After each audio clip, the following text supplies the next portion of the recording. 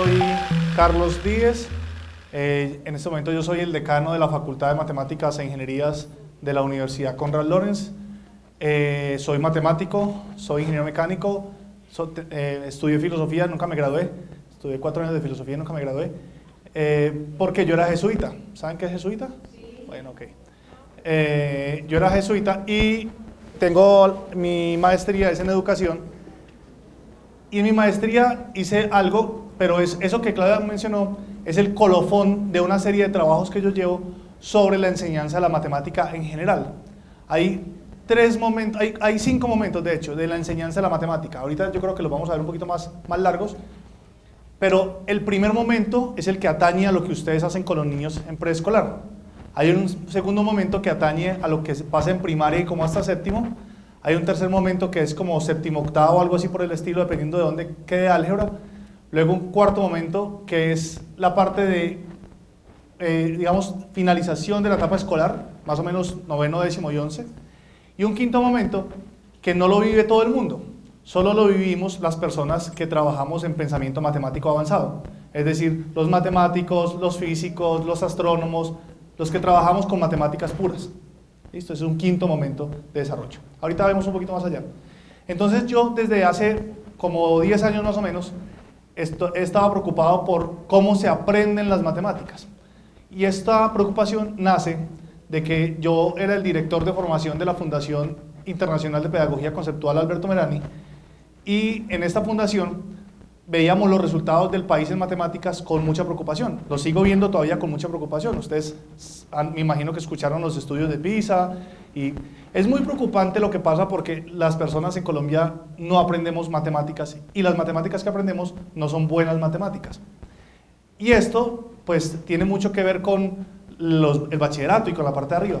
Pero entonces cuando yo empecé mi preocupación, empecé un rastreo en el que le daba clases a muchas personas como en laboratorios específicos, y a estas personas siempre veía que tenían los mismos problemas independiente de qué personas eran o en qué región del país estaban.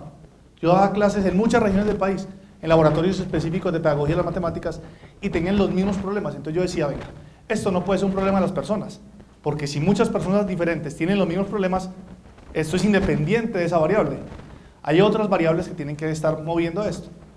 Y empecé a rastrear y me di cuenta que regularmente los profesores de bachillerato decían, no, es que, ¿cómo voy a hacer yo en octavo para enseñarles álgebra si es que no saben ni siquiera sumar fraccionarios? Eso es culpa de los de séptimo y sexto. Entonces yo iba donde sexto y séptimo y les preguntaba, ¿y ustedes qué es lo que pasa? No, pues que si no saben multiplicar, eso es culpa de cuarto y quinto, no saben multiplicar y dividir. Entonces yo iba donde cuarto y quinto y les decía, ¿y ustedes qué? Y los de cuarto y quinto decían, no, pues es que no saben ni sumar ni restar, ¿yo qué hago? O sea, ¿cómo hago yo pues, con ese insumo? ¿Cómo hago para hacer algo? Entonces, eso es primero y segundo. Entonces yo iba de primero y segundo. ¿Y ustedes qué? No, es que esos niños llegan con unos procesos súper bajitos, eso... Entonces yo iba ¿a dónde? A donde preescolar. Las de preescolar decían, ¿y yo para dónde miro? ¿Sí? Si a mí me llegó esto y pues, ¿qué está pasando? Entonces ahí había muchas excusas de alimentación, de cosas, etcétera, pero la alimentación es excusable en un estrato 1, pero en un estrato 6 y pasan las mismas cosas, uno dice, ¿de dónde te vas a pegar?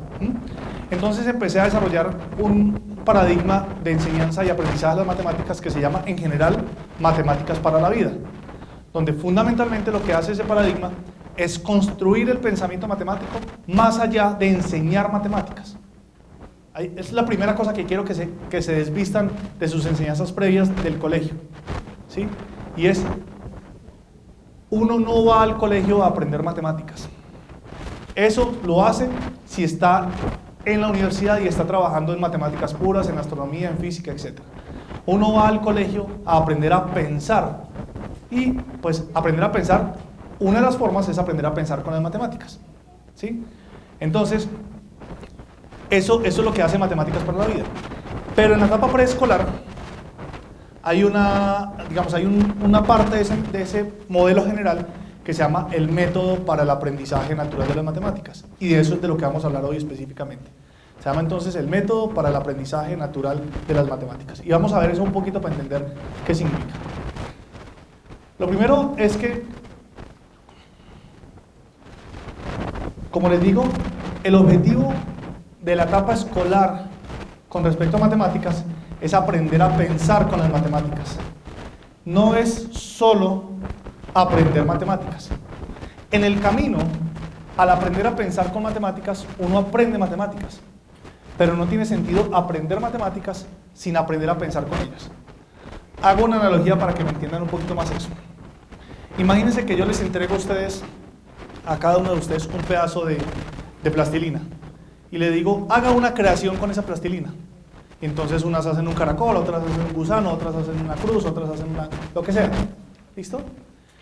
Y yo les digo, desarmen eso, bótenlo. Y ustedes me dicen, no, porque es que si lo boto yo ya no soy capaz de volverlo a crear. O sea, yo lo creé una vez y de puro chepazo, pero no soy capaz de volver a hacer ese caracol. No tendría sentido, porque lo que importa no es tanto el caracol como tal, sino el proceso de pensamiento que usted tiene en la cabeza y el proceso motriz que usted tiene en sus manos y en su conexión cabeza-mano para poder crear el caracol, ¿sí? Entonces, a mí no me importa para nada que a un niño se le olvide que es un triángulo isósceles, ¿sí? Pues, así se le olvidó que es un triángulo isósceles, a mí no me preocupa. Pero si el niño no es capaz de entender el principio básico de los triángulos, que es que un ángulo más grande siempre se lo pone a un lado más grande, y eso es obvio, porque mientras más abierto tenga las paticas algo, más largo tiene que ser lo que cruza al otro lado. ¿Sí me entienden el asunto de un triángulo? O sea, si yo tengo las manos cerradas, pues el ladito la tira que tengo entre las dos manos es cortica. Pero si yo abro las manos, la tira que tengo entre las manos es larga. Y eso es un principio que uno llamaría obvio. Pero la gente va y calcula, después por allá en décimo de trigonometría va y calcula cosas, y los datos no le cuadran con esa realidad y no le importa nada. O sea, le da una distancia negativa y pone menos 15 centímetros. Y uno dice, ¿y usted cómo hace para medir menos 15 centímetros? O sea, una regla no mide sino cosas positivas, ¿sí? O les da menos 3 segundos. No, pero ¿cómo le va a dar un tiempo negativo? Ah, no, eso dio así. O sea, realmente no están pensando con las matemáticas, sino que únicamente están calculando lo que les dijeron. Haga las fórmulas y usted olvídese de pensar con eso, ¿sí? Por ejemplo, típico es que en preescolar un niño llegue a jardín, a transición, y le digan triángulo. Y lo que hacen es título triángulo, el típico triángulo. Si yo les digo a ustedes triángulo, ¿ustedes qué les aparece en la cabeza? ¿Sí? Pero no les aparece un triángulo con el vértice hacia abajo, o un triángulo bien obtusángulo, porque a todos les pusieron el mismo triangulito, ¿sí? Y entonces, claro, con el triángulo, vaya y pase. Pero yo les digo rombo, y entonces todos imaginan la misma cometa, ¿sí? Pero si yo cojo un cuadrado y le pregunto a ustedes que si eso es un rombo, ya no hay tanta seguridad. O sea, ya es como, claro, un cuadrado es un rombo, ¿sí? O un rectángulo. Entonces, lo que está pasando aquí no es que usted no sepa que es un rombo. Lo que está pasando aquí es que usted no tiene forma de tener las características para pensar sobre el triángulo, sobre el cuadrado o sobre el rombo. Es decir, las personas aprendimos matemáticas a punta de historias. Nos contaron la historia de la matemática, nos dijeron, esto es un triángulo, apréndaselo, esto es un cuadrado, apréndaselo, pero nunca pensamos con el triángulo. Bien diferente sería, por ejemplo, que yo le pusiera a un niño múltiples formas en el piso, múltiples formas, y le dijera, bueno, clasifícalas. Ay, ¿según qué? Clasifícalas.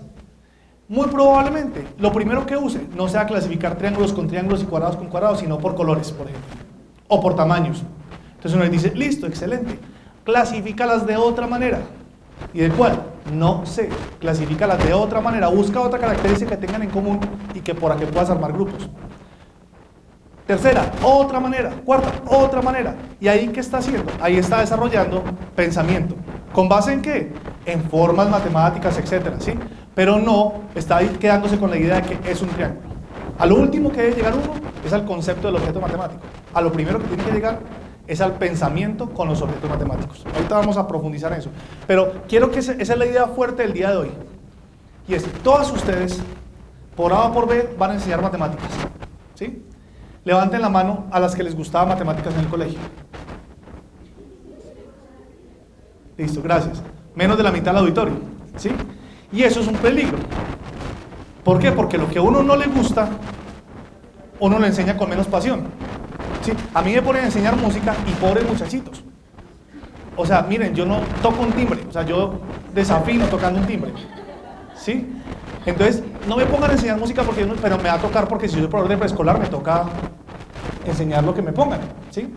Y entonces, o complique, porque si no me gustan las matemáticas, pues yo voy a contar lo que tengo en la cabeza de las matemáticas, más aún, lo peor aún, voy a contar las actitudes que yo tengo con respecto a las matemáticas. Y es que si para mí matemáticas era horrible, yo simplemente les voy a contar fórmulas rápidas para que la gente saque rápido las cosas, como si lo importante fuera que sacara rápido las cosas y no que pensara. Entonces uno muchas veces ve en la tele, y eso digamos está súper difundido, puras formulitas mnemotécnicas para aprender cosas rápidas. Mira, si quieres hacer esto, por ejemplo, la tabla del 9, ¿se acuerdan de la tabla del 9 cómo es? Una bobada, ¿sí? Que no sé qué, que si, ¿sí? Es una bobada, pero les cuento la experiencia con mi hijo que tiene 8 años con la tabla del 9, hace 2 años cuando tenía 6. Estábamos aprendiendo las tablas, estábamos descubriendo las tablas, y entonces empezó a ver las tablas y me dijo, ¿sabes cuál es la que más me gusta? Y yo, ¿cuál es? La del 9. Yo pensé que me iba a decir la del 2 o la del 1. ¿Y la del 9 por qué? Mira papá, mira, ponle cuidado, siempre suman 9, mira, 4 y 5, 9, 6 y 3, 9, 7 y 2, 9. Y mira que el uno va aumentando y el otro va disminuyendo. Eso es muy importante para él porque eso lo descubrió él. O sea, a él le tocó pensar. Pero si yo soy el que le digo al pelado, le tengo la fórmula para que usted no tenga que aprender esa tabla del 9. Venga, yo le muestro. Acabo de tirarme en su proceso de pensamiento. Sí, acabo de decirle, venga, coja esta muleta para que no tenga que caminar. Montes en esta silla de ruedas, así no tiene que caminar. ¿Usted le diré eso a un niño? O sea, no, necesita caminar. Necesita jugar, necesita esforzarse. Entonces, la idea es que en matemáticas la política no es esa. Y mucha gente a la que no le gusta matemáticas es feliz cuando encuentra otra técnica de esas, porque entonces tiene otra cosa que enseñar. Dicen, venga, le enseño otra técnica importante. Más arriba, cuando están en trigonometría, venga, le enseño a calcular el seno, el coseno y la tangente de 45, 60, 30. Esas me las sé. Venga, yo le enseño. No, dejen que la gente piense. Y eso es lo más importante. Entonces, la enseñanza más importante del día de hoy es, matemáticas no es para enseñar. Matemáticas no es un objeto de enseñanza, no es una cosa que yo tengo en mi cabeza y se le entrego a usted. No es eso. Matemáticas es un balón con el que usted juega para poder desarrollar su musculatura y su motricidad fina, su motricidad gruesa, etc. Matemáticas es un objeto para aprender a pensar. Matemáticas es un objeto para desarrollar el pensamiento. No es un objeto para entregar a las personas. Y hay una diferencia gigante entre las dos cosas. ¿Listo? Eso es lo más importante del día de hoy. La entrego al principio para que la desarrollemos durante toda la conferencia. ¿Señora? Ah, sí. Gracias. Entre. Bueno. Ahora, hay en realidad 4 de esos balones con los que usted puede entregar a la gente para que trabaje. Hay 4 balones. Dos balones asociados a una cosa que se llama las cantidades. Y 2 balones asociados a una cosa que se llaman las formas. Estoy trabajando sobre la analogía que les acabo de poner ahorita, ¿cierto?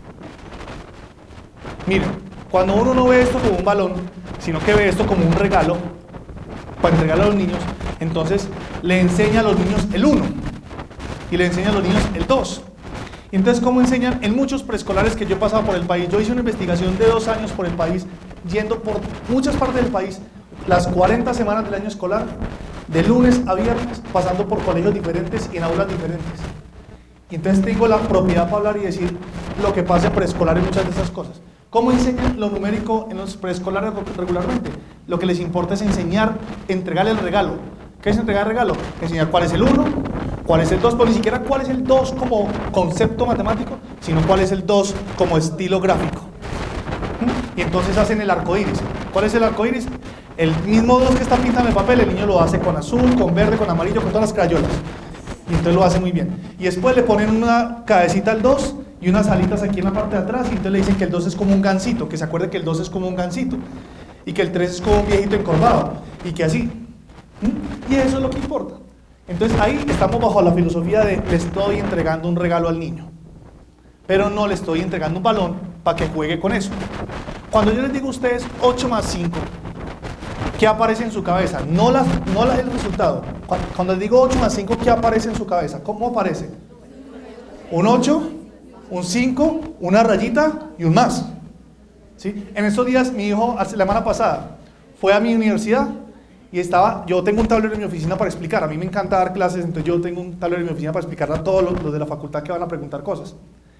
Y había una suma que era 1 más 3 medios. Y entonces me dijo, papá, tan bobos, 1 más 3 igual a 2, porque como la raya en primaria es igual, mira papá, tan bobos, 1 más 3 igual a 2. Y yo le dije, no, es que eso no es así, es que ahí dice otra cosa muy diferente. Y me puse a explicarle. Pero lo que quiero decirles es que los niños les metieron en la cabeza en los colegios que si les digo 1 más 3, es 1 más 3, raya y el más.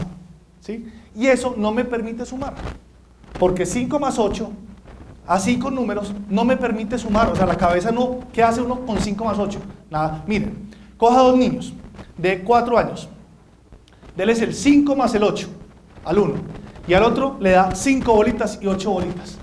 Y le pregunta a este cuánto da eso, y a este cuánto da eso. Le pregunta a usted, ¿cuánto tienes ahí? Y a este le dices, ¿cuánto tienes ahí? El de aquí se queda mirándolo a uno como, ¿ah? Y el de aquí le dice a uno 13. ¿Sí? O sea que no es natural hacerlo con números. ¿Sí? Pero nos empecinamos en que las cosas con números. Y eso es entregarle, como les digo, el regalo en el pensamiento numérico, en vez de enseñarles a pensar con la pelota, a jugar con la pelota. Hay que entregarles una pelota para que ellos jueguen con la pelota. Quiero que esa analogía les quede pero súper cimentada, porque si logran hacer eso, pueden olvidarse del método para el aprendizaje natural de las matemáticas, pueden olvidarse de Montessori, pueden olvidarse de lo que quieran, porque lo que tienen que tener en la cabeza es el criterio para poder actuar bien. Y ahí es donde empezamos a hacer la ganadería primero, es decir, a coger animales y a domesticarlos, y después a hacer la agricultura, que fue posterior a la ganadería. La agricultura se generó, y ya sabemos, por necesidad no de comer los humanos, sino de darle a sus animales. Nosotros no éramos bobos, es decir, era más importante que el animal comiera, porque si el animal no comía, yo no comía. ¿Sí? Y ya hay restos arqueológicos de la agricultura hacia la ganadería. Pero el punto es que necesitamos que esas cosas que teníamos ya fueran nuestras, no eran de todos. Y como eran nuestras, necesitábamos contarlas. Pero la gente no se sabía ni el 1, ni el 2, ni el patico, ni el gansito, ni nada de esas cosas. Entonces lo único que podía hacer era coger piedras, o coger cuentas, o barro, o inclusive palos, o huesos donde rayaba, dependiendo de qué tan perenne eran las cosas. Por ejemplo, para el periodo de las mujeres tenían huesos, porque pues el periodo de las mujeres se conservaba. Entonces rayaban e iban contando en dónde iban, así como las cajitas de pastillas anticonceptivas ahora, o sea que dicen lunes, martes y eso, para uno llevar la cuenta. ¿Sí? Es igual, es exactamente igual, nadie lleva el número, sino que lleva en dónde va. Si las cosas eran más perennes, entonces por ejemplo tenían piedras, y hay todavía, digamos, registros arqueológicos de bolsas de barro, o sea, una bolsita de barro que tenía piedras adentro.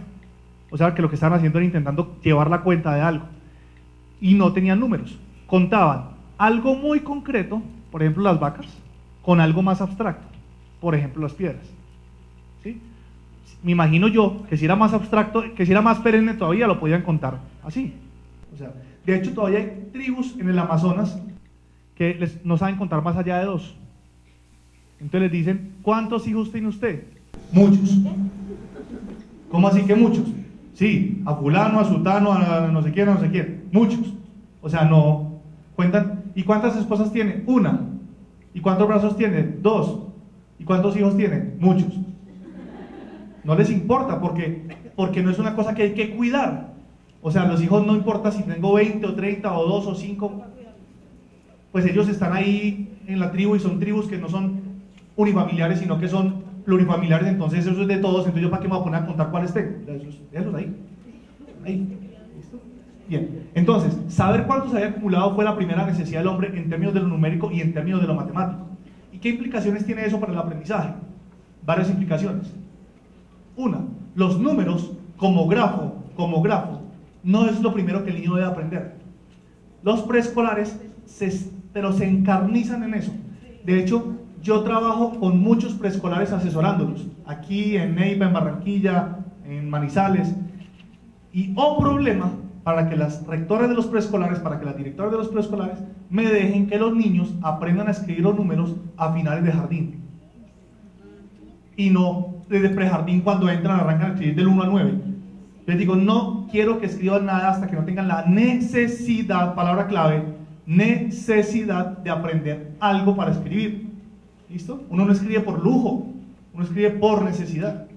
Y entonces, la pelea es, ay, pero los papás, ¿qué van a decir? Entonces, en todos esos jardines me toca, primero antes de empezar a trabajar con los niños y con los profesores, hablar con los papás y decirle, mire, el que sabe enseñar matemáticas soy yo. ¿Sí? Entonces usted será abogado, será muy profesor, será lo que sea.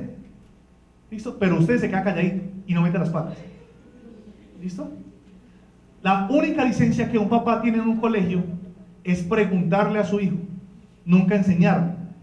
¿Por qué? Porque imagínese que usted va al médico, tiene un dolor terrible, una quemazón terrible en la parte de atrás de la pierna. Usted va al médico, doctor, es que me está aquí quemando horrible. Uy, usted lo que tiene es principios de gota, usted tiene que, no puede tomar vino, no puede comer carnes rojas, tiene que, ay, bueno, listo, doctor. Y usted llega a su casa, mamá, imagínate que me está doliendo aquí terrible. Mío, eso sabe cómo se llama un viento. Y ese viento, lo mejor es tomarse una botellita de vino y comerse una carnecita roja, eso es lo mejor que puede haber. Entonces usted empieza a decir, pero es que el médico dijo, ¿a quién le va a creer usted? ¿Al médico o a mí que soy su mamá? No, mamá, pues no sé, mamá. Y pues, así le pasa a los niños del colegio. Y les enseña la profesora una cosa, y no sea un bruto, mijo, que es que eso es más fácil así. Entonces llegan al colegio y mi papá dice, llegan a la casa y la profesora dice, y entonces tienen un mare magnum de vainas en la cabeza que no saben qué está pasando. Lo único que puede hacer un papá responsablemente con su hijo en la casa para que cuando sea profesor de preescolar lo regañen y le digan de frente, usted lo único que puede hacer aquí en este colegio es preguntar. Pero para eso hay que enseñar a los papás a preguntar. No sean tan ilusas de creer que porque un niño va al colegio, usted ya le están enseñando al niño. Porque lo que usted hace con un niño en 6 horas, el papá lo borra en 8 que tiene o 10 en la casa. Entonces, si usted no forma a los papás, los mejores colegios que yo vi en Colombia, en mi paseo por Colombia, fue los colegios que forman los papás. Por ejemplo, el Alberto Menari, el Instituto Alberto Menari aquí en Bogotá, hay una materia para los papás y tienen que asistir a clases mensuales. Si el papá pierde esa materia le cuenta al hijo. ¿Sí? Porque es que no puede ser responsable que usted crea que los papás todos saben de todo. ¿No ve que es que para ser papá no hay que saber nada? O sea, más aún, para ser papá hay que saber muy poquito. ¿Sí? Porque mientras menos sepa, más fácil queda de papá. ¿Sí? Entonces, es muy importante formar a los papás. Esos son excursos, pero para que me entiendan. Entonces, lo segundo, ¿cuándo se empieza a desarrollar el pensamiento numérico? Cuando el niño reconoce la noción de propiedad. O sea, cuando el niño dice mío. ¿Han oído un niño chiquito decir mío? Ahí puedo empezar a desarrollar pensamiento numérico. Porque ahí le voy a decir, eso es suyo, ¿y qué más es suyo? Esto, ¿y qué más? Esto. Ajá, ¿y cuánto es eso? Lo primero que un niño debe decir, el primer estadio que debe hacer en el pensamiento numérico es decir, muchos. ¿Cuántos carros tienes? Muchos. ¿Cuántos balones tienes? 1. Y debe diferenciar entre 1 y muchos. Ese es el primer estadio. ¿Listo? Ahora, la base del pensamiento numérico es el conteo de cantidades. Eso parece bobo. Pues sí, es el conteo, pero es que contar es una cosa más sofisticada de lo que ustedes imaginan. Contar es desde esa cosa que hicieron los cavernícolas de a cada vaca asignarle una piedra, hasta lo que hacemos los ingenieros cuando hacemos integrales triples para hallar volúmenes. ¿Sí? O sea, un ingeniero cuenta o un matemático cuenta infinitos elementos a partir de una operación que se llama integral. Y toda esa sofisticación del conteo, o sea, desde el conteo simplemente por asignación, pasando después por la agrupación, pasando después por la suma, por la multiplicación, por la potencia, todo ese conteo así, toda esa sofisticación es todo lo que es el pensamiento numérico. Entonces, si uno siembra mal el pensamiento numérico cuando viene el examen preescolar, no espere que después entienda una fracción. No entiende que es una fracción. Por favor. Ahora, después del pensamiento numérico, se desarrolló el pensamiento métrico. Y sabemos que fue después, porque sin pensamiento numérico no habría pensamiento métrico. La necesidad fundamental fue dividir la tierra. En ese tiempo, si usted era un cavernícola, usted buscaba una caverna para vivir, o hacía su choza para vivir. Pero si usted tenía un poquito de cabeza, usted no la hacía muy lejos del agua, porque si no le tocaba ir muy lejos cada vez que quisiera agua. Entonces usted la hacía cerca del agua. Pero cerca del agua tenía un problema muy grave, y es que los ríos tienen la fastidiosa tendencia a crecerse. ¿Sí? Entonces se crece el río, se lleva la choza o se lleva el campo donde usted sembró o lo que sea, Y eso es bueno porque la tierra se vuelve fértil, pero es malo porque usted por un tiempo del año pierde la tierra. ¿Usted cree que todas esas cosas que nos pasan en Colombia de inundaciones cada cierto tiempo, por qué es? Pues porque nosotros seguimos siendo cavernícolas en mucho sentido. Si la gente vuelve y se hace a 2 metros del río cuando se puede hacer a 20 metros y caminar, pero les da mucha pereza en la costa caminar hasta allá. Entonces dicen, no, venga, me hago a 2 metros del río para que no sea sino sacar la mano y coger el agua. Pero obviamente eso les trae sus consecuencias. Eso también no solamente por eso, sino por el hacinamiento que hay, otras cosas. Pero el asunto es que los ríos se crecen. Y como se crecen, pues hay un tiempo en que yo tengo que desaparecer de esa parte. Pero cuando el río baja, yo quiero volver a mi tierra. Pero la pregunta básica es, ¿cuál es mi tierra? ¿Sí? Imagínense que hay uno ahí en grande, su merced. Entonces, ella que es bien chiquita y yo que soy más o menos grande y que soy hombre y ella es mujer. Entonces, la tierra de ella era este pedazo de aquí. Mi tierra era este pedazo de aquí. Se inundó. Bajó el río. Adivinen cuál es mi tierra ahora. Toda. ¿O va a decir lo contrario? Y entonces había peleas y guerras por la tierra, porque ¿cómo hacía ella para defender que realmente ese era el pedazo de tierra si ya no se acuerda? Si eso no estaba medido, si no había ningún punto de referencia. Entonces, para poder tener puntos de referencia y medir la tierra, empezamos a desarrollar el pensamiento métrico. ¿Por qué lo desarrollamos? Por pura. Los niños desarrollan su pensamiento a partir de necesidades. Nadie come si no tiene hambre. ¿Sí? Y usted intenta meterle vainas a los niños y entonces los niños se sacian. Y es rico porque las pruebas de preescolar, los niños siempre quieren aprender. Vayan a sexto de bachillerato y verá cómo es de bueno enseñar. ¿Listo? Y uno en preescolar dice, ¿quién quiere? Y no ha dicho que quiere que ella. ¡Yo! Pero si dije, ¿quién quiere tirarse por el balcón? No importa, todos, ¿sí? En cambio en sexto dice, ¿quién quiere? Así fuera que vaya arriba de un televisor. No. ¿Por qué? Porque se sacian de aprender. O sea, ya les dan tantas vainas que dicen, ya, déjeme regalar regalitos y póngame a pensar y verá que yo funciono mejor. Bien. Consecuencias para el aprendizaje. Primera, se empieza a desarrollar el pensamiento métrico cuando el niño es capaz de comparar medidas. ¿Han visto un niño diciendo, yo quiero ese y no ese? Y uno le dice, ¿cuál de los dos helados quieres? ¿Cuál escoge? Pero después de que tiene 2 años. Hágalo con un niño de 6 meses, de 8 meses. ¿Qué quieres? El primero que atraviese. No distingue colores, no distingue tamaños, no importa. Un año y 2 meses, 1 año y 3 meses. No le importa. Hasta que el niño no diga mío y en consecuencia desarrolla el pensamiento, empieza a desarrollar el pensamiento numérico, no entiende que esa cosa se la están dando. Entonces le importa 3, si es la una o la otra. No le importa. Cuando el niño es capaz de comparar medidas, uno dice, empezamos a desarrollar el pensamiento métrico, ya tiene necesidades.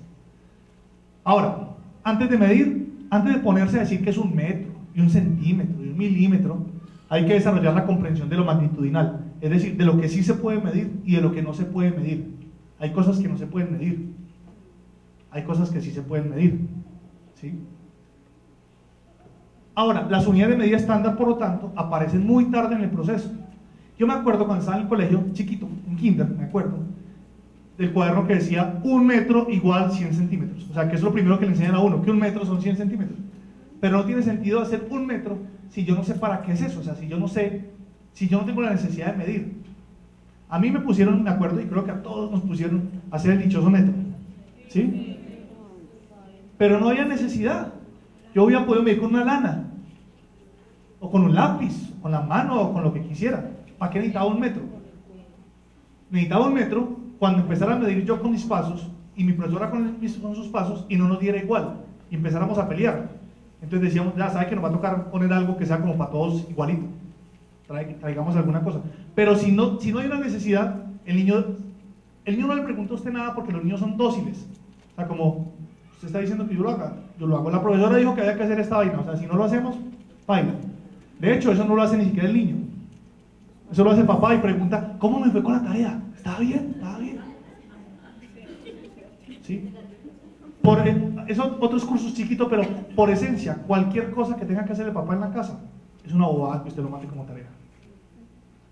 ¿Listo? ¿Para qué? ¿Sí? Ya él no aprendió a pensar. ¿Sí? Entonces no importa.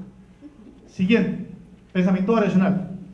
Ese fue el siguiente pensamiento después del métrico en orden de complejidad. La necesidad fue poder predecir los fenómenos.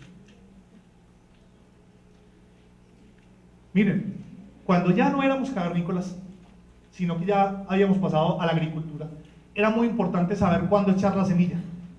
Si yo estaba en un país donde había inundaciones, por ejemplo cerca de la India, donde fueron las primeras civilizaciones babilónicas, etcétera, los sumerios, donde había los monzones, y yo echaba la semilla hoy y dentro de 2 semanas empezaba el monzón, perdía toda la semilla. Entonces tenía que predecir cuándo venía el monzón. En los países más al norte, que ya había estaciones, tenía que predecir cuándo venía el invierno, porque si yo lo echaba hoy, ya había invierno, quemaba todas las matas y ya, y otra vez a volver a empezar. Más aún, había que predecir cuándo tener los niños.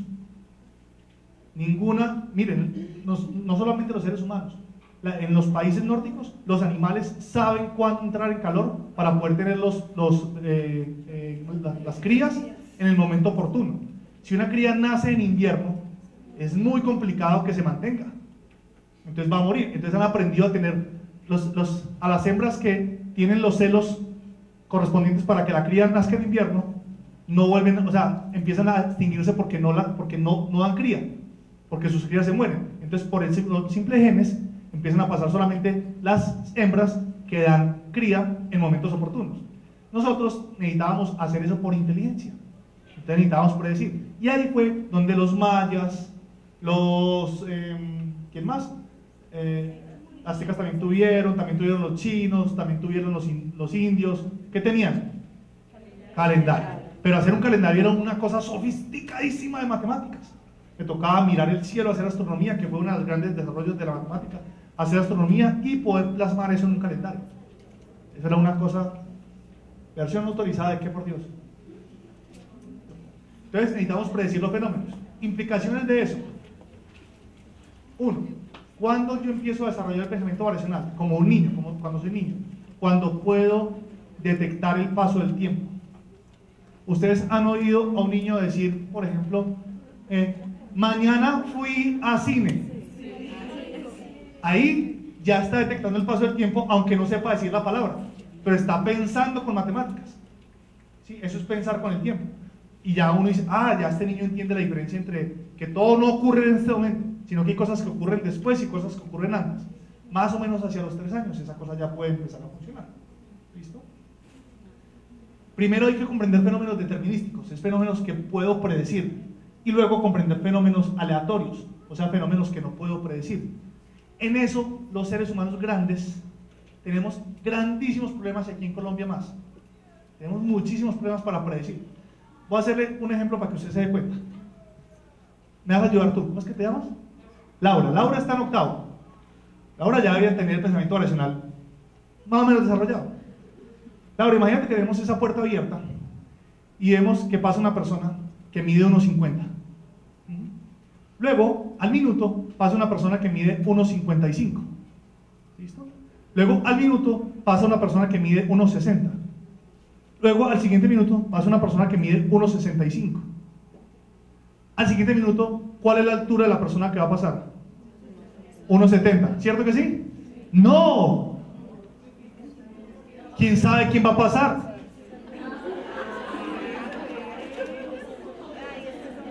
Lo que les quiero mostrar es que ustedes... ¿Eso qué es una qué? Pues puede ser, pero por eso ya no me puede decir qué va a pasar en 1,70.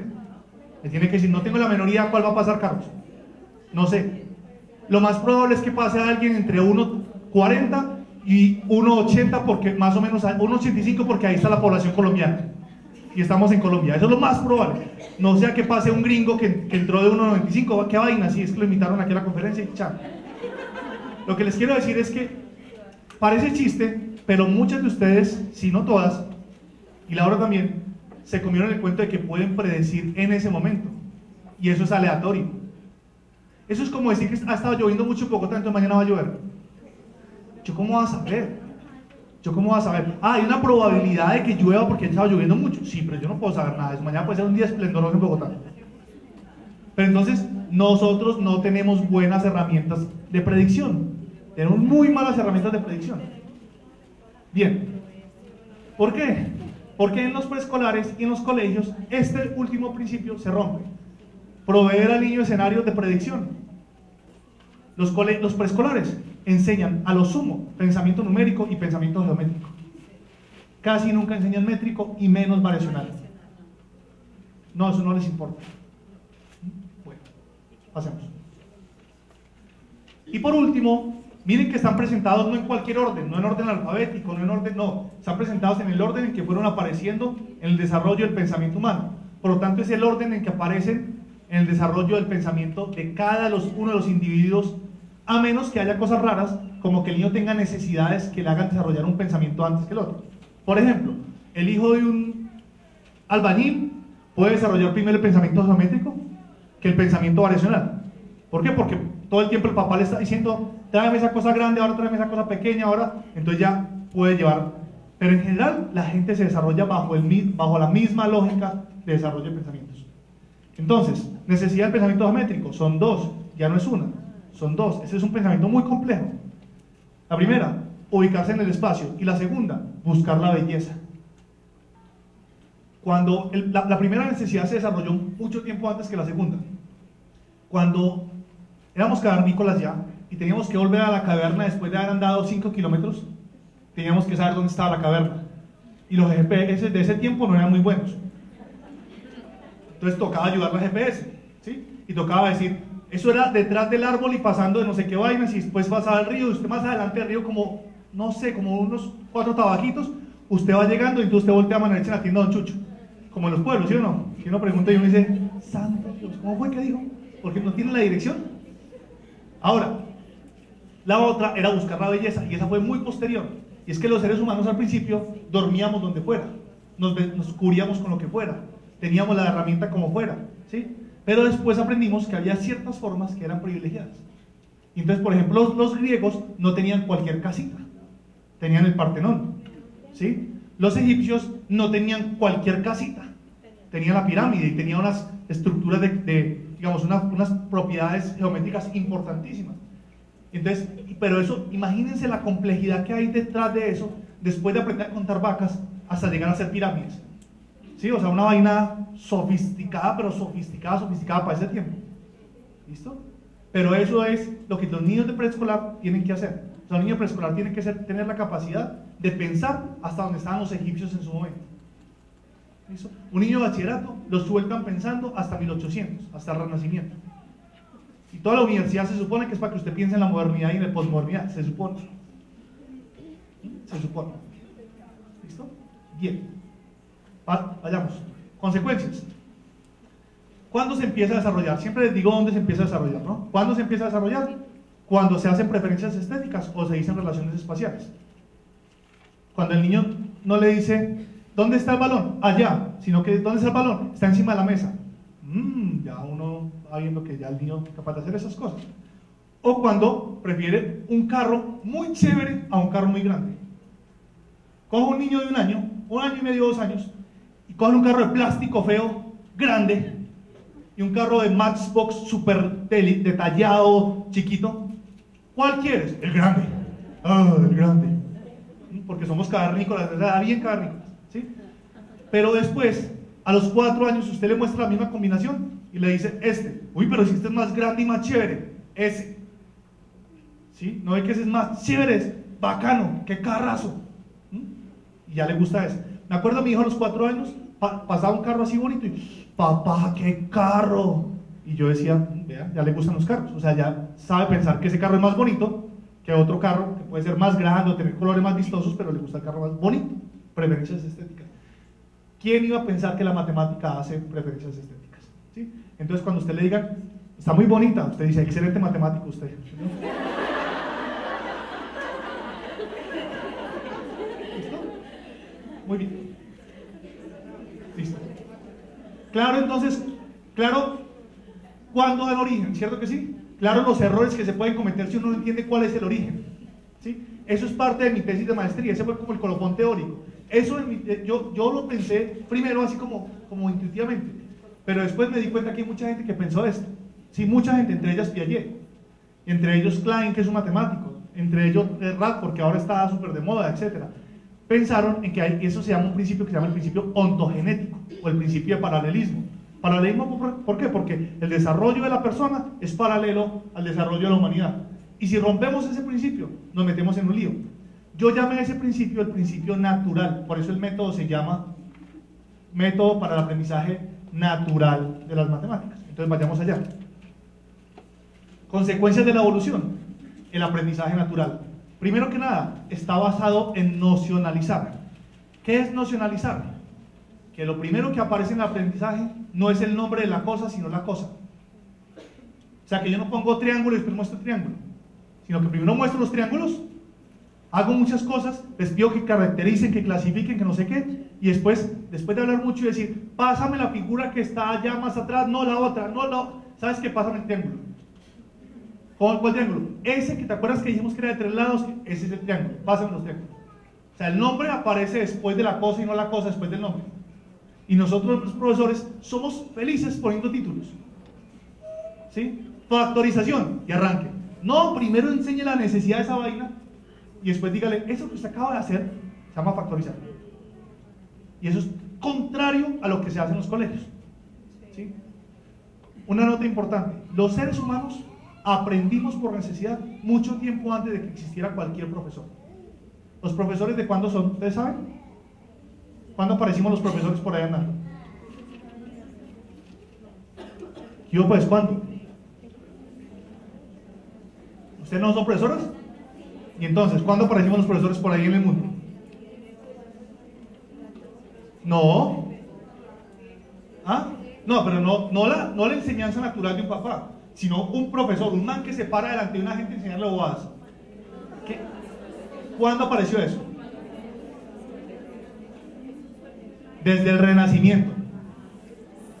En la Edad Media empezaron a aparecer dentro de las abadías. Y era que había un abad que era capaz de instruir a sus ¿cómo llaman esos? A los religiosos, pues a los monjes. Pero después en la Edad Media, esa gente que salía, el Renacimiento fue un caos para la religión católica, porque mucha gente que estaba metido en los monasterios eran una forma de vida muy chévere. Imagínense usted aguantando hambre. Usted nacía en una familia de estrato medio bajo, vuelto nada, aguantando hambre en la Edad Media. Y le proponían que si usted se iba y se metía a un monasterio a rezar todo el día, ¿sí?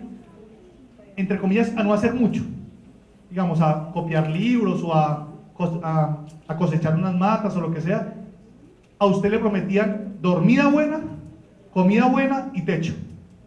Usted decía, uy, esta vaina está buena. Y por eso hubo un auge durísimo de los monasterios en la Edad Media, y los benedictinos subieron muchísimo en ese tiempo. Pero pasó una cosa, y es que llegó el Renacimiento y la gente entendió que la libertad, que no sé qué, que el hombre, que no sé qué, y dejaron de ser teocéntricos a ser antropocéntricos, y dijeron, oiga, está más chévere esa vaina porque mire, es con música, es con juglares, y además la gente está sacando inventos rarísimos, yo me voy a salir del monasterio a ver qué es esta vaina. Y mucha gente empezó a salir. ¿Pero qué sabe hacer un monje? Nada. Pero tiene muchas cosas en la cabeza porque ha leído muchos libros. Y entonces se para en una plaza y dice, venga, yo les doy una charla, reúne una cantidad de gente y empieza a enseñar, y empieza a tener una cosa que se llaman aprendices. Los primeros aprendices nacieron de los monjes y de los artesanos. Los artesanos, un herrero, el papá quería que su hijo tuviera plata y que llegaba del herrero, señor, ¿me acepta a mi hijo ahí para que le aprenda lo que usted está haciendo? Y el herrero podía darse el lujo de decir, ni por chidas. De hecho, en el Oriente hay una tradición que es que los aprendices aceptan después de 3 veces, después de 3 probaciones. O sea, el aprendiz va, ¿me acepta? ¿Qué tiene usted para mí? No, yo soy bueno con el mar, yo soy fuerte, vea eso. No me sirve. Se va. A la siguiente. ¿Me acepta? Sí, yo soy fuerte, pero además soy pilo y además yo no duermo. No. Y a la tercera vez que ha probado todavía más, entonces el maestro dice, ok, yo te acepto. Y esos eran los primeros maestros, pero esos maestros eran 1 a 1. En cambio los monjes eran a plaza. Y después nació la universidad, la primera universidad. ¿Saben cuál fue la primera universidad? Que fue antes que los colegios inclusive. París, la Universidad de París. Y ahí había salones, o sea, aulas, donde la gente, para no mojarse, se paraba ahí y entonces daba la clase a todo el mundo. De hecho no se paraba, se sentaba, y por eso es que se llama la cátedra. La cátedra, un profesor de cátedra es un profesor que está sentado. O sea, que está en la cátedra, es una silla. ¿Listo? Entonces, Les digo esto es porque nosotros aprendimos mucho tiempo antes de que alguien nos enseñara, pero nos empecinamos en enseñar las cosas como creemos que se enseña, cuando la gente por sí sola, con buenas...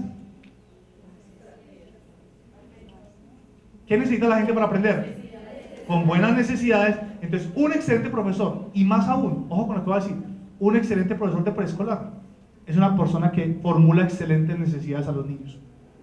Ya más grandecitos no es tan fácil, porque el ritmo de aprendizaje tiene que ser tan rápido que ya no puedo darme el lujo de poner una necesidad y esperar a que la saque, sino que me toca meterle algo para que la haga. Pero con preescolar es muy factible hacer las cosas a punta de necesidades. Sigamos. Siguiente consecuencia del principio del aprendizaje natural, y es que sigue el orden del desarrollo histórico de los procesos de pensamiento, lo que hemos dicho todo este rato. Siguiente. Usa tiempos proporcionales al proceso evolutivo humano. Nosotros nos demoramos muchísimo aprendiendo a asignar. ¿Qué es asignar? Eso que les dije ahorita. Darle una piedra a la vaca. A cada vaca, dotarle una piedra. ¿Sí? ¿Cuánto fue muchísimo?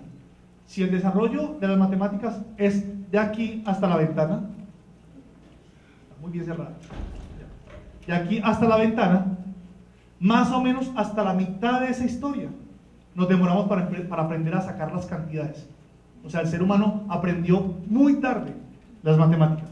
En cambio, nosotros en los colegios queremos que los niños cuando llegan a párvulos ya sepan el 1 y el 2, y ojalá hasta el 5, pero rapidito. No. Al principio debe ser muy despacio para que después haya más rapidez. O sea, la curva de aprendizaje es así. La voy a dibujar aquí en el aire. Es así y no así. ¿Qué pasa en los colegios? En los colegios normalmente el niño aprende a sumar. Las primeras sumas las hace en jardín. La suma del chicaneo que llamo yo. Y es, papá, pregúntame cuánto es 2 más 2. ¿Cuánto es 2 más 2? Y yo, 4. Ay, mi hijo ya sabe sumar. No, él se aprendió eso. ¿Sí? Porque uno le pregunté cuánto es 8 más 16. No, esa no me la han enseñado. Pero 2 más 2 ya me la sé. ¿Sí? Pero bueno, ahí muchos colegios o en jardín o en transición empiezan con sus sumas. Y en primero, ¿qué enseñan en el primer bimestre? Y en el segundo, y en el tercero y el cuarto, sumas y restas. ¿Qué hacen en segundo de primaria? Primer bimestre y segundo de primaria, repaso de sumas. Primer bimestre de tercero de primaria, repaso de sumas, porque están graves. Y entonces lo que hacen es que primero arrancan rapidísimo, y después hay una cantidad de huecos y cosas de repaso y repaso. La idea es que usted no tenga que repasar, sino construir. Es decir, arrancar muy despacio para ir subiendo. ¿Listo? Eso se logra con el método para la aprendizaje natural de las matemáticas y con otros métodos de estilo natural. ¿Ustedes conocen el Refus? ¿No voy a hablar del Refus? El Refus tiene un método natural de aprendizaje de matemáticas. Es uno de esos métodos. Ese es otro método diferente. Sigamos. Una cosa súper importante. El pensamiento natural, o el aprendizaje natural, perdón, trabaja sobre habilidades y no solamente sobre contenidos. Insisto, no es entregarle el regalo al niño, es ponerlo a jugar con la pelota. Y jugar con la pelota es una habilidad. Yo no le voy a dejar la pelota, eso no es el regalo que yo le voy a dar. El conocimiento no me importa, me importa la habilidad. El conocimiento es un pretexto para poder aprender a pensar. Miren y verán que en este momento hay demasiado conocimiento en el mundo. Y si usted quisiera enseñar todo ese conocimiento a un niño, no podría. Lo que usted tiene que enseñarle es la forma de que él pueda aprender cuando lo pongan a aprender. O sea, cuando él tenga que aprender algo, que él pueda aprender por sí solo. Voy a mostrarles un videito. Vamos a ver si carga. Yo fue la que me dijo que lo cargaba. Si no me carga, lo hemos hecho.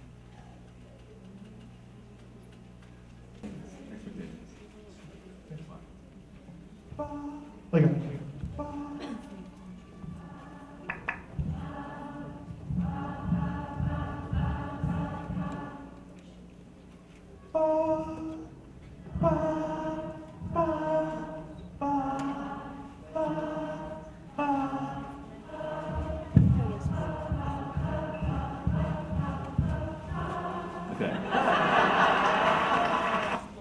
Miren por lo que pasó ahí. Él entregó 2 pelotas para jugar. Entregó que esa era una nota, que le ha dado era otra nota más aguda. Entregó eso. Y lo que hizo con la gente fue que ella descubriera otra pelota. Y era que cuando hiciera así, la gente subiera un poquito más el tono. Pero él no le dijo, ojo pues, cada salto que yo voy a dar son...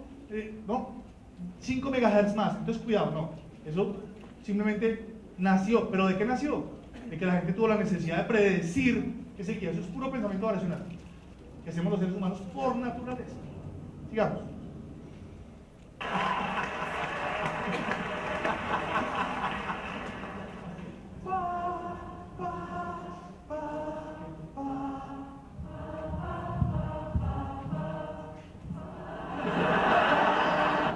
¿Sí es lo que pasó? Cuando hace, no cambió. Ese cambiar es este. Sino que hizo una bobada. ¿Sí? Esto no es natural. Entonces, como no es natural, la gente pregunta, ¿por qué?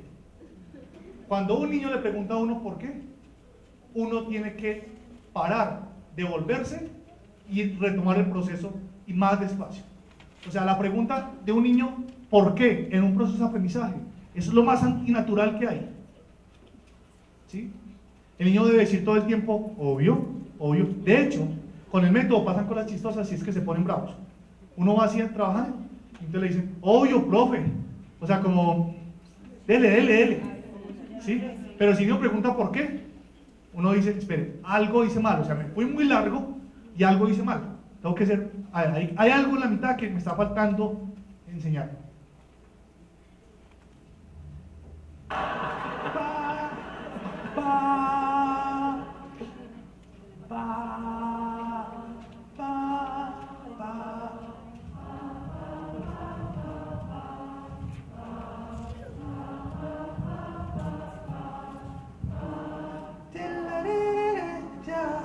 Es una distracción, toda la gente sigue sin problema.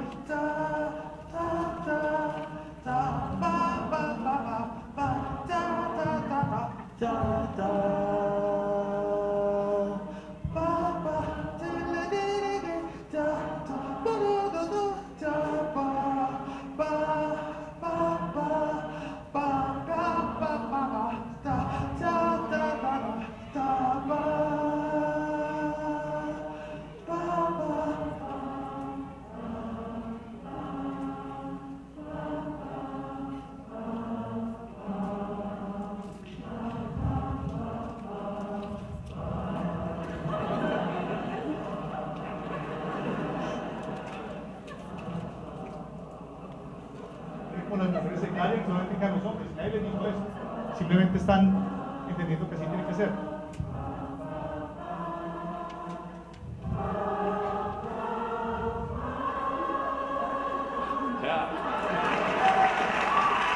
Vamos a cuidar lo que dice.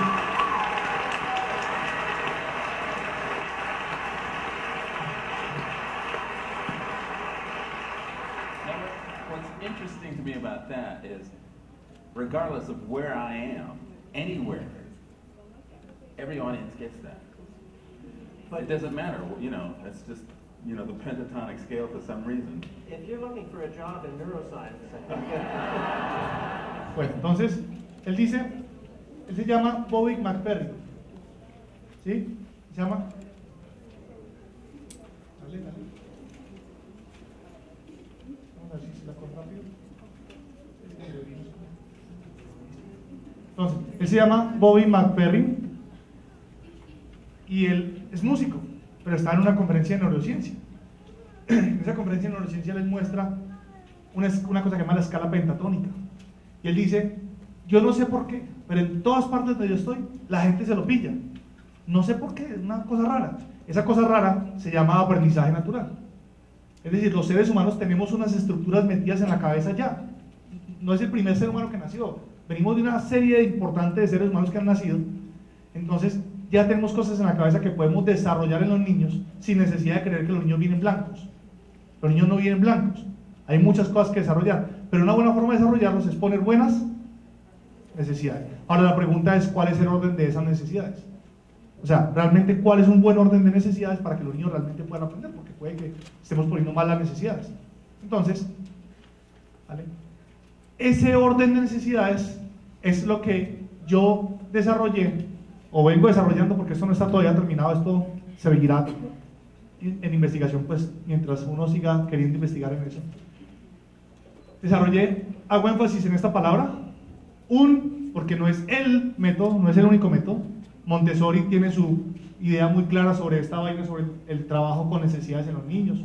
Jan Groh, el de este colegio Refus, ha trabajado mucho con matemáticas con los niños y ha hecho muchas cosas interesantes. Un método para el desarrollo del pensamiento matemático basado en el aprendizaje natural. Ese método se llama así, método para el aprendizaje natural de la matemática. Ese es el nombre técnico de lo que ustedes están aprendiendo hoy. ¿Sí? Listo. Ahora, ¿cómo es ese método? ¿Cómo es la estructura de ese método? Es así. Tiene ejes de pensamiento. ¿Cuántos ejes de pensamiento hay? ¿Cuántos? ¿2? ¿4? ¿Cuáles son los ejes de pensamiento? Numérico, métrico, variacional y geométrico. Tiene 4 ejes de pensamiento. Entonces, por cada eje de pensamiento hay unos procesos. No son 2. Aquí pongo 2 por hacer un ejemplo.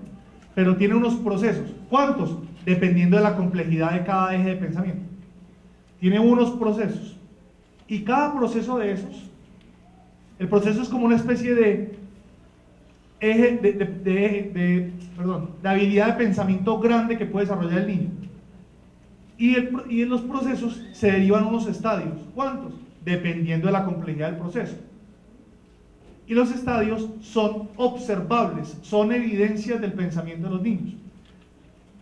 Ya vamos a ver un ejemplito para que sea más claro, pero lo que quiero es que vean la estructura. La estructura es eje de pensamiento que contiene unos procesos y cada proceso de esos contiene unos estadios.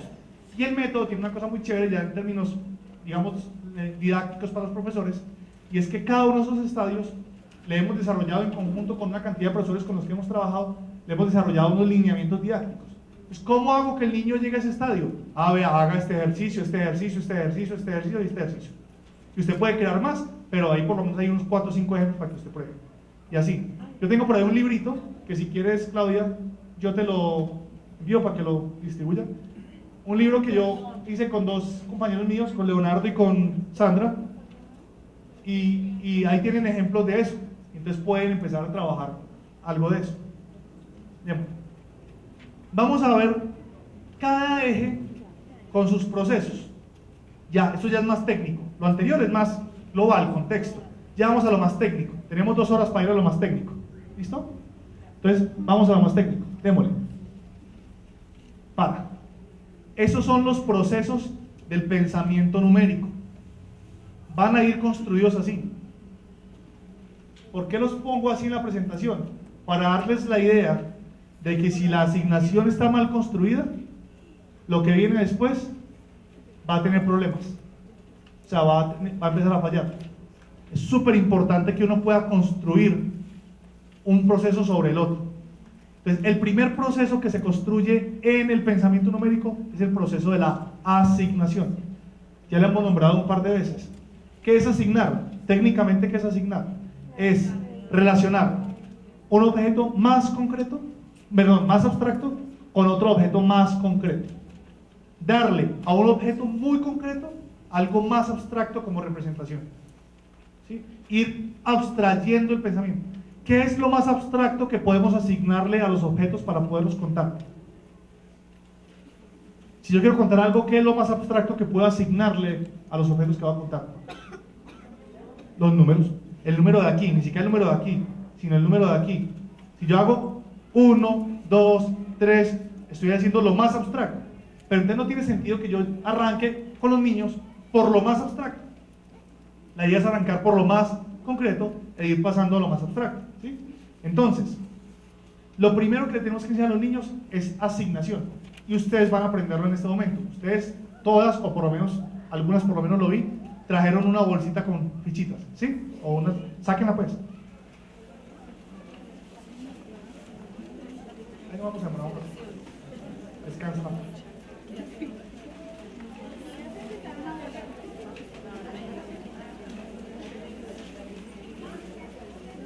¿Listas?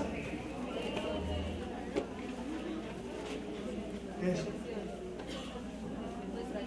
Me gusta mucho que ustedes hubieran hecho sus fichas y no habérselas dado, porque eso muestra la facilidad que tiene uno para trabajar con los niños en el colegio. Aunque uno les haga una ficha de POMI que no se dañen mucho, o trabajando con fichas de casino que son más plays, pero son más caras. Inclusive cuando yo fui coordinador pedagógico del colegio Pies Descalzos en Barranquilla, el de Shakira en Barranquilla, trabajábamos con checas. ¿Saben qué son checas? ¿Qué les dicen checas? Tapas. Las tapas. Lo que pasa es que las tapas tienen un problema grave. Y es, no, que cortan tanto. Sino que es que apilar esas tapas es complicadísimo. Hay que ser mago para que esas tapas se queden una encima de otra. Entonces uno necesita cosas que sean apilables para poder entender la agrupación. Vamos entonces a asignar. ¿Listo? Vamos a asignar. Vamos a ver cuántas personas hay en esta primera fila de acá. ¿Listo? Yo les voy a pedir el favor a ellas de que levanten la mano cuando yo las señale, para que ustedes las cuenten. Cada vez que una de ellas levante la mano, ustedes le van a asignar una ficha. ¿Por qué? Porque ella es más concreta que la ficha que usted tiene ahí, que es más abstracta. Entonces estamos haciendo un proceso oral de asignación. Ojo, el error típico de la asignación es asignarle a algo más abstracto, algo más concreto. O de la misma concretitud. O sea, por ejemplo, hay sombreros para el niño. Asignemos sombreros con los niños, pero si los sombreros son igual de concretos que los niños, ¿cómo me vas a decir que vas a asignar? Ahí no, ahí estás relacionando un sombrero con un niño, pero no estás asignando. Asignar es darle un objeto más abstracto a algo más concreto. Ella es muy concreta y ustedes le van a asignar algo más abstracto. ¿Qué es más abstracto? La ficha. La que no tenga fichas puede usar los dedos. ¿Listo? Listo. Entonces, ella, mano, listo. Asígnenle uno, pues asígnenle a ella que hay. ¿Listo? Ella. Ajá. Ah, eso sí, yo no sé. Preguntan por aquí que si hay otro color, tú verás. ¿Listo? Ella. Listo. Ella. ¿Listo? Y ella. Listo. Primera pregunta que hago con respecto a esto. ¿Cuántas personas hay en la primera fila? No. Ah, muchas por ejemplo, pero muchas no es tan bueno porque ahí ya asignaste. ¿Cuántas hay? A ver quién es capaz de decirme cuántas hay. Yo le digo, hágame el favor, imagine que usted no sabe los números. Y yo le digo, hágame el favor y me consigue gaseosas para estas niñas. Vaya a la tienda y me consigue gaseosas. Y usted no sabe los números. ¿Usted cómo hace? ¿Qué? Me llevo las fichas y le digo al señor de la tienda, estas. Entonces, ¿cuántas personas hay en esta fila? Estas, las fichitas, eso. Pero venga, présteme esas, présteme esas. Aquí tenemos una situación terrible. ¿Ven el color de esta? Sí. ¿Ven el color de esta? Sí. Azul. Una era azul, otra verde y la otra era amarilla. ¿De quién son estas? ¿Me hacen el favor? ¿Me dice esta cuál de ellas era? ¿Y por qué? Ajá, pero ¿y esta cuál era? ¡Qué válida! Claro, y entonces usted es una discriminadora terrible. Porque ella es verde y ella es amarilla. ¿Por qué? Sí, ella sí es un poquito más morenita, pero usted no tiene. No, el asunto es ese. Es que usted no está contando camisas, usted está contando personas. Y si todas son personas, la pregunta es, ¿deberíamos tener fichas diferentes o fichas iguales? Fichas iguales. ¿Se imagina que tuviéramos, en la prehistoria tuviéramos vacas y tuviéramos terneros y los contáramos, y cabras, y los contáramos en, como fuera? ¿Cuántos terneros sabíamos que teníamos y cuántas vacas sabíamos que teníamos? No sabíamos. Entonces los terneros eran con algo y las vacas con otra cosa, porque si no, no sabíamos cómo diferenciar. Esas cosas chiquitas demuestran que usted, su pensamiento matemático está ahí en la asignación, ahí tiene huequitos. Entender que solo se pueden contar y comparar cosas que son semejantes. Ese es el famoso principio que le dicen a uno cuando está más grande: no junte peras con manzanas. ¿Cierto que sí? Y más grande todavía le dicen, por favor, vamos a preguntarle a alguien aquí, alguien que sea joven, pues, para que su merced, ¿cuánto es x cuadrado más x a la 3? ¿Cuánto es x cuadrado más x a la 3? Ella dice que x a la 5. ¿Tiene razón o no? ¿Y profesores? ¿No? Miren, x al cuadrado es un cuadrado del lado de x. Es un cuadrado. X a la 3 es un cubo del lado de x. Si yo les pregunto cuánto es un cuadrado más un cubo, ¿ustedes qué me dicen? ¿Cuánto es un cuadrado más un cubo? Un cuadrado y un cubo, esa vaina no se puede sumar. ¿Sí? Esas cosas que le robaron a ustedes cuando estaban en preescolar son las que producen que ustedes no aprendan álgebra cuando están arriba. ¿Sí? Y parece bobo y uno dice, pero esa bobada, claro, porque si el niño no entiende que hay semejanza entre las cosas que cuenta, después arriba cuenta con lo que sea y suma lo que sea. ¿Listo? Y no se aprende vainas de memoria. ¿Cómo fue que dijo que términos semejantes son todos los que tienen la misma variable de mismo exponente? Son todos los que tienen la misma variable de mismo exponente. Son todos. Como si eso fuera antinatural. No, eso es natural, mano. Un cuadrado no se puede sumar con un cubo, por lo tanto no puede sumar esas vainas. Si yo le entrego a usted un cuadrado y un cubo, usted me dice, yo no puedo sumar eso, pero si le entrego un x al cuadrado y un x a la 3, usted le va a decir que eso es x a la 5. ¿Y eso es por qué? Porque no cogimos lo concreto de eso, entonces no vamos a coger lo abstracto de eso. Por eso es tan importante que esta construcción sea delicada, porque si no es delicada, los niños no entienden matemáticas. Vuelvo con lo que empecé esta charla. Mi gran preocupación es por qué, perdón la palabra, carajos, los colombianos no aprendemos matemáticas. Pues es que, en particular, ¿por qué los profesores enseñamos mal? ¿Y por qué? Porque el profesor tampoco sabe bien. Y entonces, pues, ¿qué va a enseñar si no es contar el teléfono roto cada vez más distorsionado del asunto? ¿Sí? Bueno, sigamos. Entonces, asignamos, ¿ya entendieron qué es asignación? Listo, muy bien. Miren, ¿han aparecido los números? No, no hay números. ¿Cierto que no? No hay necesidad, ¿para qué? Sigamos. El siguiente proceso se llama agrupación no posicional. Y estamos en lo numérico, que conste. No hemos pasado ni a lo oracional, ni a lo métrico. Estos son los procesos de numérico. ¿Se acuerdan que yo les dije que cada proceso de estos, cada proceso está compuesto de unos qué? ¿De qué? Estadios. No vamos a entrar en detalle en los estadios, eso está en el libro y lo pueden ver en el libro clarito. Pero, por ejemplo, el primer estadio de la asignación es ese que les contaba yo ahorita. El niño diferencia entre uno y muchos. Miren que ese estadio es visible. O sea, yo puedo decirle al niño, ¿cuántos carros tienes? Muchos. ¿Cuántas muñecas tienes? Una. Y uno puede decir, sí. Ya hay diferencia entre uno y muchos. Pero si le pregunto al niño de 1 año y medio, ¿cuántos carros tienes? Uno. Y tiene 2 o 3 ahí. Uno dice, pero ¿y ese qué? Otro. ¿Y ese qué? Otro. Entonces, ¿cuántos tienes? Uno. Prueben. Si tienen hijos chiquitos por ahí de 1 año, prueben. Niños chiquitos que ustedes tengan por ahí cerquita, prueben y se van a dar cuenta. ¿Listo? Eso pasa. Lo que pasa es que no hemos tenido la delicadeza de observar esas cosas en los niños, sino que es que cuando llegan al colegio tienen que aprender los números. Miren, hijo, esto se llama el 1. Y todavía no entienden, no tienen en la cabeza qué es el 1, pero yo ya le estoy enseñando el grafo del 1. Y él no sabe eso para qué es.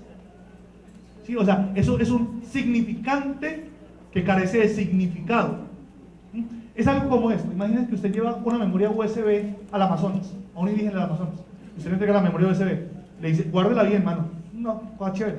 Es un regalo chévere que estoy dando yo. ¿Sí? Tipo, si la memoria tiene una tirita de esas para colgar, el tipo se la cuelga aquí y piensa que es un amuleto y...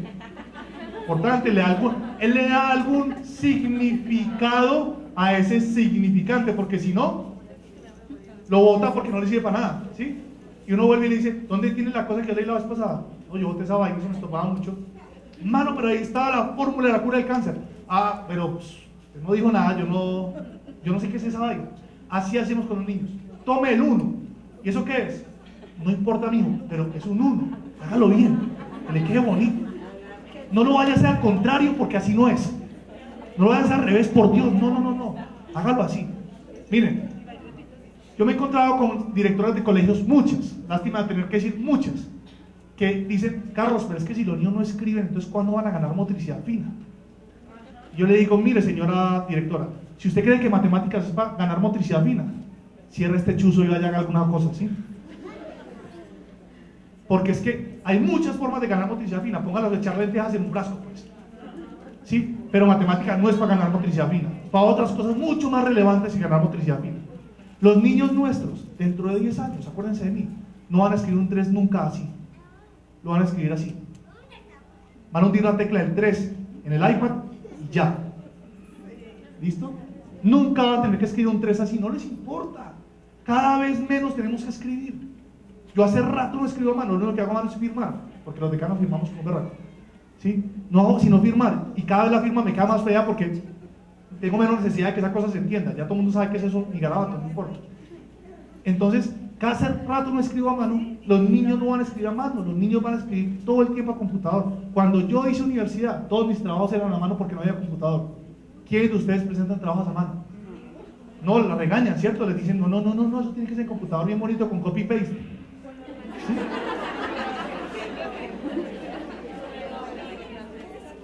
Bueno.